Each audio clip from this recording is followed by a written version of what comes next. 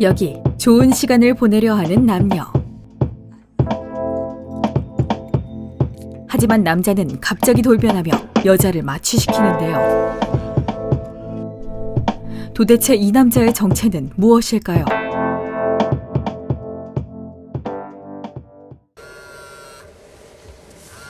한밤중에 울리는 전화.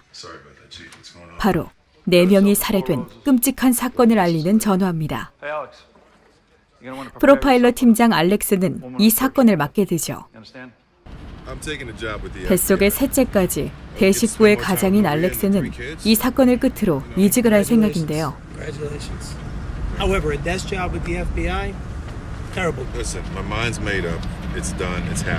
친구이자 팀원인 토미와 함께 도착한 현장. 알렉스는 현장을 보자마자 범인이 한 명이라는 걸 알아냅니다. 한 명이 넷을 도살한 끔찍한 사건이죠.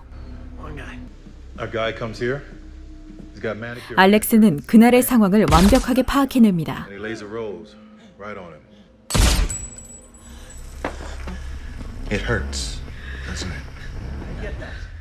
재미로 고문을 할 정도로 상태가 안 좋은 범인은 현장에 그림을 하나 남기고 갔는데요. 이 범인은 비싼 보석을 두고 갔을 정도로 프로 정신이 투철한 놈입니다. 하지만 피해 여성에 관한 기록은 놀라울 정도로 남아있는 게 없죠. 이때 그림에서 단서를 발견한 알렉스. 다음 타겟은 바로 에리히 뉴너마커입니다.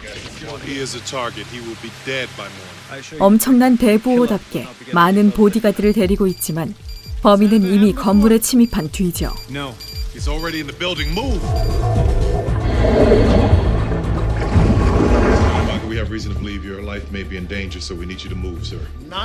이런 상황에서도 여유를 부리며 거만하게 구는 에리히. 하지만 보디가드들이 하나씩 제거되자 에리히는 완전히 꼬리를 내려버리는데요. 알렉스와 모니카는 범인을 발견하고 체포하려 하지만 범인은 폭탄 투척까지 불사할 만큼 어마무시한 놈입니다.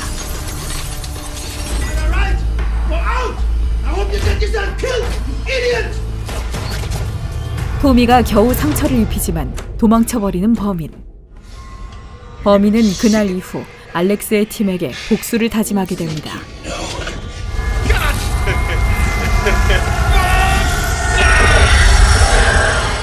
한편 다음 목표가 메르시에라는 걸 알아낸 알렉스.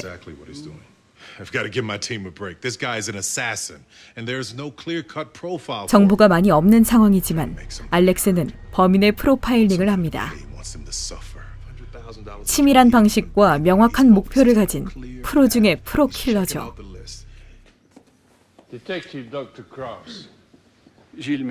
범인의 목표로 예상되는 메르시에는 도시 개발을 앞둔 대기업의 오너입니다. 하지만 범인에 관해선 전혀 짚히는 것이 없다는 메르시에. 알렉스의 부탁에도 불구하고 메르시에는 어떤 정보도 주질 않습니다. 그날 밤 아내와 즐거운 시간을 보내던 알렉스에게 전화가 한 통 걸려옵니다. 상대는 바로 범인. 그리고 범인은 만신창이가 된 모니카의 시체 사진을 보내줍니다. 알렉스는 분노를 무릅쓰고 프로파일링을 하지만 오히려 이게 범인의 분노를 돋구고 말죠.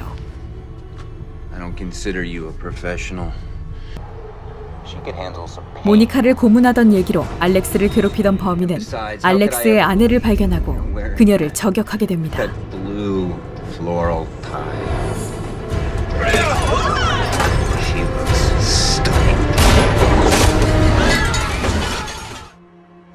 때문에 모니카와 사랑하는 사이였던 토미와 알렉스는 범인에 대한 복수 의지를 활활 불태우게 되죠. 알렉스의 엄마는 알렉스를 말리지만 이미 그 누구도 알렉스를 말릴 수 없는 상태입니다. 범인은 절대 멈추지 않을 거고 알렉스는 범인을 꼭 막을 생각이니까요. 알렉스는 가족들을 안전가옥으로 보낸 뒤 범인을 잡기 위해 집을 떠납니다. 토미와 함께 증거 복원실에 잠입해 뭔가를 찾아내는 알렉스.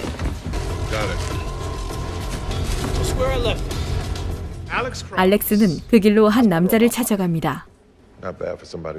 바로 자기 대신 조카를 감옥에 보냈던 남자죠. 알렉스는 정보 제공의 대가로 남자 사건의 증거물을 건네겠다고 합니다. 이것만 있으면 조카를 감옥에서 빼낼 수 있죠. 덕분에 범인에게 약을 제공한 조제사를 찾아낸 두 사람은 먼저 정의의 주먹으로 인성교육을 시켜주죠.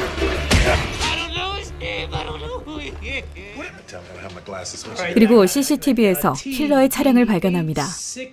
Yeah, no, listen to me. OnStar, okay? Get them on the phone. They can shut it down remotely. Let's go, Tommy. Hold on. Yeah, I need you to track the car's VIN number, okay? 그런데 이때 도시계획위원회 프레젠테이션이 곧 열린다는 소식이 전해집니다. If he doesn't shut down Courthouse Square, I mean lock it down tight right now. 경찰들이 정부 청사를 봉쇄하지만 범인은 수사망을 피해 열차를 이용하죠.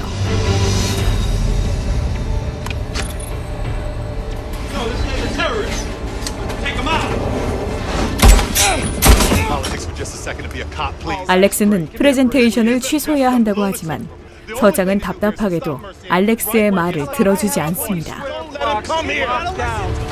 그리고 예상 타겟 메르시에가 도착하죠.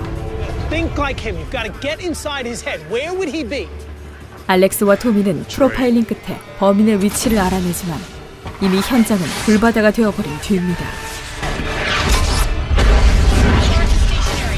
Bagley and Grand River. Seal Michigan Theater. I know, but they turned that into a car park. That's got to be his way out. 다행히 범인의 도주 전에 도착한 알렉스는 그대로 범인의 차를 받아버리는데요.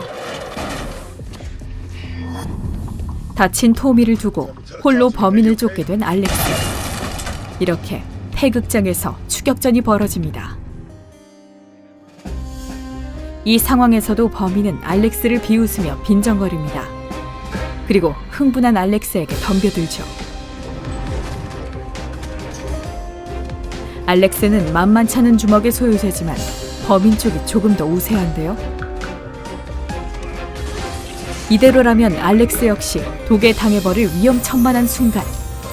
다행히 알렉스는 반격에 성공합니다.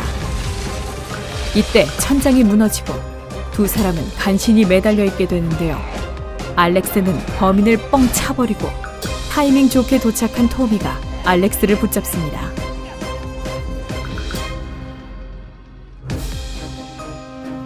하지만 알렉스는 아직 일이 끝나지 않았다며 어딘가로 전화를 거는데요.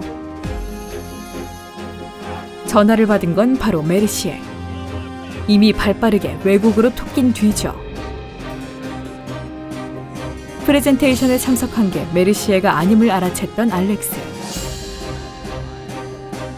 이 모든 것의 흑막은 펀드를 횡령하고 관련된 자들을 제거하려던 메르시에였던 겁니다. 메르시에가 자신의 욕망 때문에 범인 같은 괴물을 세상에 풀어놓은 거죠.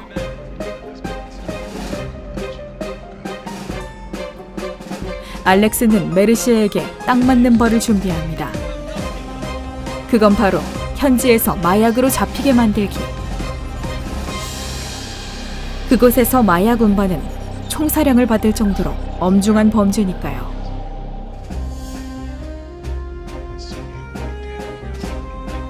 이렇게 마지막 복수까지 깔끔하게 성공한 알렉스와 토미.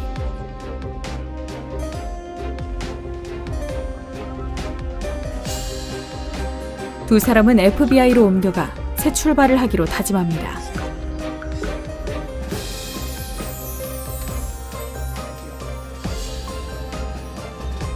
그리고 알렉스는 조심스럽게 집으로 들어가는데요. 가족들은 미소로 그런 알렉스를 다시 맞이해줍니다. 영화는 100일분 동안 하나의 고구마도 없이 시원한 사이다를 선사하죠. 그만큼 속도감 있게 잘 짜여진 통쾌한 스릴러 영화 알렉스 크로스입니다.